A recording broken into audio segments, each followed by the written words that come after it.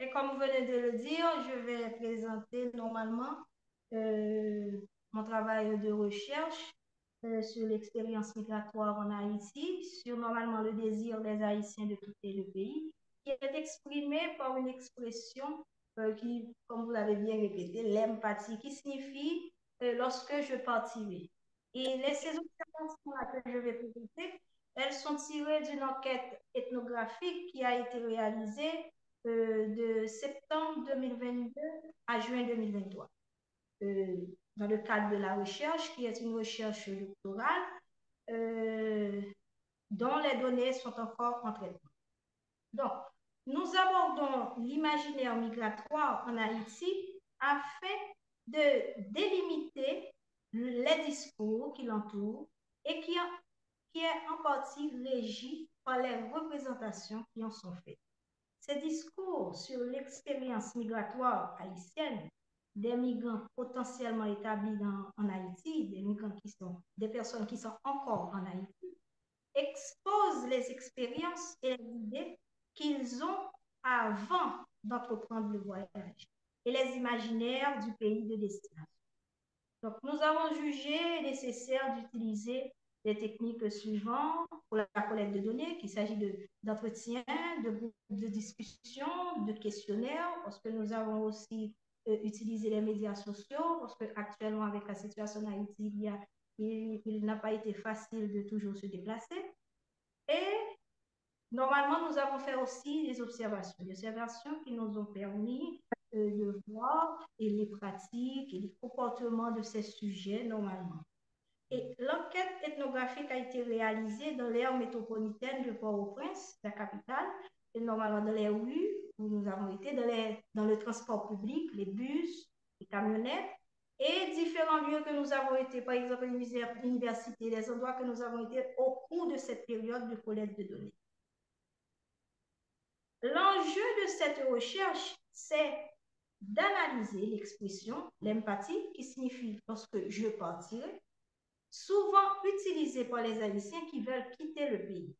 Il s'agit de transcrire et de réfléchir à l'expérience de cette attente. Comprendre cette formulation qui est largement utilisée en Haïti et l'expérience qu'elle suscite, dans le sens de la reconnaissance d'un phénomène dans toute sa complexité. Car au-delà du langage et des mots, l'imaginaire peut se transformer en réalité sociale et matérielle. Donc, la compréhension de ce qui est significatif pour les acteurs sociaux passe par la compréhension des micro-événements significatifs, des gestes, des discours, de la pluralité, de la différence, de la contradiction. Il faut aussi prendre en compte le fait que ce sont des personnes de sexe, d'âge, de niveau d'éducation et de classe sociale différents. Donc, adopter une approche de genre centrée sur l'intersectionnalité, c'est s'intéresser au processus de différenciation et de hiérarchisation entre les sexes. Donc, parce que le genre divise, classe et hiérarchise l'humanité et interagit avec les catégories dans les intersectionnalités de classe, de race, d'âge et de sexualité. Le genre structure l'organisation collective et les trajectoires individuelles et génère des rapports de force complexes. Ces rapports de pouvoir ne peuvent être identifiés que si la pluralité des oppressions et leurs co-constructions sont reconnues et prises en compte. C'est pourquoi elles se déploient sous toutes les formes et à toutes les étapes de la migration, affectant différemment les hommes et les femmes dans leur motivation de départ. Donc, la notion d'intersectionnalité est un outil théorique. Elle montre comment l'implication particulière de la classe, de la race et du genre produit l'exclusion et structure le type de domination. Donc, l'attention aux modalités particulières d'articulation sert en effet à expliquer pourquoi, dans certaines situations, par exemple dans le cas de la migration haïtienne, des variables comme la race, la nationalité, le genre, la classe, la sexualité s'emboîtent. L'intersectionnalité refute le croisement et la hiérarchisation des grands axes de la différenciation sociale, que sont les catégories de genre, race, classe, âge, nationalité, sexualité, car l'approche intersectionnelle va au-delà d'une simple reconnaissance de la multiplicité des systèmes de pression opérant à partir de ces catégories et postule leur interaction dans la production et la reproduction des inégalités sociales. Nous voudrions maintenant illustrer comment la découverte de l'intersectionnalité en tant que perspective d'analyse a influencé notre recherche. Nous expliquons cela en relation avec notre intérêt pour la migration des Haïtiens et Haïtiennes vers un ailleurs. Cette histoire particulière de la migration nous a toujours fascinés. Au tout début, lorsque nous nous intéressions principalement aux études sur les migrations, nous étions intéressés par les femmes migrantes haïtiennes et par les changements des rôles de genre. La particularité de penser la migration depuis le point de départ qui est Haïti a attiré notre attention et notre proximité avec la communauté haïtienne au Brésil, parce que nous faisons actuellement un doctorat au Brésil, nous a incité à mettre en question les changements supposés liés au genre, la classe, la nationalité et aussi la race dans la migration. Nous avions compris que la migration influençait la situation des femmes, de leurs maris et de leurs familles. L'intersectionnalité en tant que perspective d'analyse implique que pour nous d'examiner de près ce que et comment les positions sociales sont créées afin d'éviter les divisions simples. Elle implique que les positions sociales ne peuvent être expliquées par l'influence d'une seule relation de pouvoir, ni même par l'addition des influences de plusieurs relations de pouvoir, mais toujours par l'influence de plusieurs relations de pouvoir.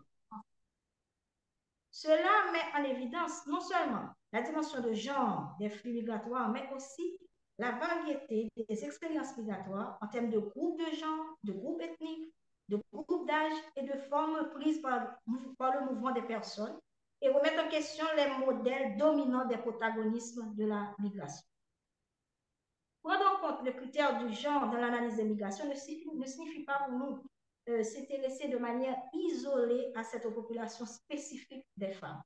Il s'agit plutôt de comprendre la manière dont leur position, leur place, leur rôle et leur statut sont maintenus, modifiés, ajustés et renégociés dans le cadre des relations qu'elles nouent avec leur environnement social et dans leur rapport à l'altérité. Le genre définit en partie qui migre, comment, pourquoi et vers quelle destination finale.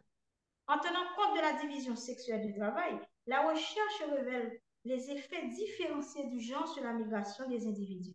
La migration influence les relations de genre, soit en renforçant les inégalités de genre, soit en les remettant en question et en les transformant. Considérer le projet de migration de vie et les sujets de cette recherche comme un projet de vie global soulève des questions de genre, d'économie, de famille et même de trajectoire émotionnelle et de sexualité en Haïti. Ces personnes envisagent leur vie future ailleurs que dans leur pays d'origine. Elles envisagent de migrer, de partir étudier, de s'installer, de se marier, d'avoir des enfants, etc. dans un pays d'accueil. Une partie de leur famille étant établie, ils pensent qu'il sera plus facile d'atteindre leur objectif quand le projet de vie se conçoit pendant la migration. En fonction de leur situation matrimoniale et familiale, mais aussi des normes sociales et culturelles qui déterminent les relations intrafamiliales et les rapports hommes-femmes, les processus de migration ouvrent de nouveaux horizons aux femmes. Le sujet de notre recherche nous a dit qu'il serait plus facile pour une femme en Haïti de partir, car elle pourrait mieux s'intégrer à l'étranger, mieux que les hommes, car elle n'a pas de problème à quitter le pays. Ce qui est différent pour les hommes, qui vont quitter le pays à cause de ça. Donc, cela pose la question de l'autonomisation des femmes et plus largement de l'émancipation économique et sociale. Dans ce contexte, les femmes décident de migrer pour avoir la possibilité de vivre une vie différente et un avenir qui n'est pas prédéterminé par les conditions sociales et économiques de leur situation d'origine. Cette décision comporte des risques et est prise en contraste avec le contexte de pauvreté, de violence, d'inégalité et d'injustice. Et avant même de décider de voyager, ces femmes ont une certaine image de l'autre. Elles sont motivées par l'idée qu'une autre vie est possible et que leurs conditions peuvent être améliorées. Elles sont motivées par un changement vers l'avenir, l'opportunité et l'espoir pour leur famille et leurs enfants. Le statut de la femme migrante lui confère un pouvoir remarquable, car il lui garantit une indépendance financière et lui donne un rôle décisif dans la réalisation de projets et d'opportunités de vie. Les femmes ont un pouvoir de décision et choisissent les opportunités qui les intéressent en fonction des objectifs qu'elles se sont fixés. Son statut de pourvoyeuse de ressources lui donne du pouvoir et lui permet de s'épanouir socialement dans la société hiérarchisée des pays de l'époque. Ces femmes-là sont alors reconnues et respectées dans leur pays d'origine, acquérant un statut auparavant réservé aux hommes. La perspective dominante étant l'autonomisation des femmes migrantes, l'auteur comme Osvachik appelle à la prudence. Selon elle, il est essentiel de qualifier les situations en tenant compte des particularités de chacune d'elles. De même, il est important de ne pas tomber dans des généralisations abusives, victimisant les femmes, comme le souligne le. Étant donné que l'impact même de la migration sur les femmes est un phénomène complexe. La migration étant perçue comme une mobilité sociale en Haïti, elle reconfigure les familles et les relations sociales ou de proximité. La considération qui est faite de la migration est telle que les parents sont obligés de laisser leurs enfants, même les enfants en bas âge. Les relations de couple sont redéfinies, allant même jusqu'à cacher à l'autre le projet de migration. Donc, mais la famille haïtienne reste avant tout la structure sociale dans laquelle la décision de migrer est prise. Cela concerne les modalités et les acteurs de la migration. La famille va-t-elle migrer dans son ensemble ou va-t-elle favoriser la migration de certains de ses membres? Les stratégies sont multiples et dépendent des raisons de la migration, de l'origine sociale et géographique, de l'expérience migratoire et de la vie familiale. Même si les structures de parenté traditionnelles perdent un peu de leur poids avec la migration, c'est encore essentiellement à travers elles que se tisse le réseau migratoire. Quelle que soit l'étroitesse des liens de parenté, l'essentiel est de partir. Les familles qui n'ont pas ou peu de migrants dans le processus chercheront à tout prix des alliances migratoires. Le projet de migration rassemble les gens qui chercheront des liens de parenté là où il y en a. Donc, le concept de projet migratoire permet de saisir la complexité de la migration circulaire en voyant différentes échelles sociales, spatiales et temporelles. Nous voulons prendre en compte le fait que le genre n'est pas tant une catégorie descriptive, ni un synonyme de mot femme dans notre travail, mais, comme nous l'avons dit, mais un outil d'analyse critique des rapports de pouvoir. Au cours de notre recherche, nous avons découvert que de plus en plus de facteurs peuvent influencer la migration particulière de chaque sujet. Et là, nous commençons à nous demander comment rendre compte de ces éléments. En effet, une des incarnations de ces relations de pouvoir n'a pas un noyau invariable et fait donc référence à des hommes et des femmes qui sont déjà inscrits dans des rapports sociaux de classe et de race. Compte tenu de ce point de départ, il convient de centrer l'analyse sur et l'attention sur l'analyse socio-structurelle de l'inégalité, à l'imbrication des catégories sociales les plus souvent étudiées, comme nous l'avons dit, la race, le genre, la classe, l'âge, ou non la sexualité et aussi la nationalité. Mais cela révèle aussi d'autres axes de différenciation, tels les aptitudes scolaires, la sociabilité, l'apparence physique. Pourquoi parler de race dans une recherche sur les Haïtiens et Haïtiennes qui sont en Haïti? Il faut rappeler historiquement que la notion de race en Haïti a été vivement critiquée déjà par des intellectuels comme Firmin. Déjà dans la première constitution en Haïti, il a été affirmé que toutes les personnes qui sont nées en Haïti sont des Noirs. Mais cette appellation était plus une identification politique qui était liée à une couleur. La notion fait débat encore aujourd'hui et est plus associée à la question de couleur entre ce que l'on appelle les mulâtres, qui étaient assimilés aux anciens libres, et les noirs perçus comme des fils, des descendants des anciens esclaves. Donc, dans notre travail, pour nous, ça a été important de considérer la notion de race, mais que nous soyons en Haïti, parce que cette considération de la race est importante compte tenu des stéréotypes et préjugés négatifs créés par le discours sur l'autre. Parce que ces personnes pensent à quitter le pays. Donc, sera imbibé dans un monde extérieur. De même, la nationalité est un paramètre important dans cette étude car dans la migration, le pays d'origine est important tant sur le plan géographique pour le déplacement que pour l'obtention des documents de voyage comme le visa. Nous nous sommes aussi intéressés aux trajectoires affectives et sexuelles des sujets de la recherche parce que la sexualité constitue une sphère d'observation privilégiée de la manière dont se structurent et se recomposent les rapports de genre. Car l'intériorisation et l'expression des rapports de genre se manifestent aussi dans la sexualité. Il convient de voir comment elle se construit dans le contexte du projet de migration des Haïtiens et Haïtiennes. Cela nous amène à réfléchir à la diversité des normes de la sexualité et au fait que certaines normes se maintiennent ou disparaissent dans le contexte du projet migratoire. La compréhension de l'imaginaire migratoire des Haïtiens et Haïtiennes, de la constitution de leur sexualité. Et en même temps, elle nous permet de voir comment le diaspora, comme prétendant, peut aussi offrir une vie meilleure, mais aussi montre comment la vie peut être difficile pour un forcé de se marier ou même de se lier pour une résidence.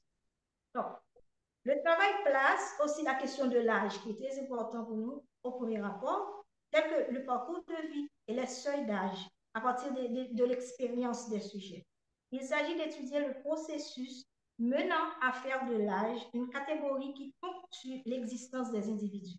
Ça a été aussi une occasion d'interroger l'âge dans son rapport avec le genre, voir comment les femmes et les hommes sont assignés à un calendrier de vie différent et aussi pour voir s'il existe une catégorie spécifique qui est plus intéressée au départ.